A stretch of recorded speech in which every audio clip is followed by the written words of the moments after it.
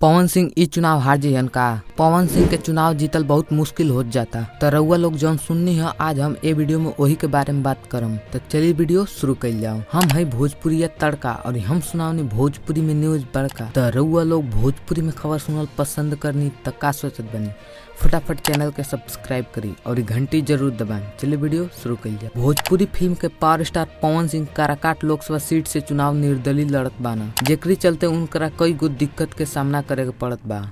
अबे देखनी है कि पावर स्टार पवन सिंह के बीजेपी अपनी पार्टी से निकाल देले बा। ओकरी बाद भी पवन सिंह के हरावे के खातिर पूरा भाजपा के बढ़न से बढ़न नेता काराकाट में आवत बाड़ लो पवन सिंह के खिलाफ प्रचार करे खातिर। प्रधानमंत्री से लेके आ विधायक तक भाजपा के नेता आवत बाड़ लो पवन सिंह के खिलाफ चुनाव प्रचार करे और उपेंद्र कुशवाहा के प्रचार कर लो।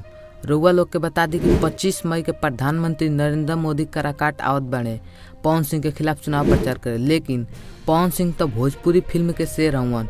भाजपा नेता कितनो दम लगा ले लो लेकिन पवन सिंह पीछे हटे वाला नहीं खन।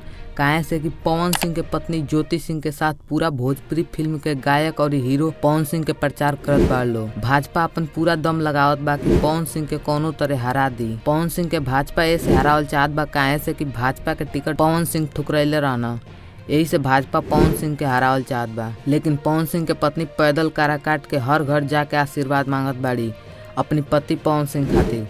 उ लोग से कहत बाड़ी कि कैंची छाप चिन्ह बाटे वही पर बटन दबाव के बा। तो रउआ लोग के का लागत बा कि पूरा भाजपा के नेता मिल के पवन सिंह के दबा दिलो कि पवन सिंह अकेले भाजपा के दबा दिया?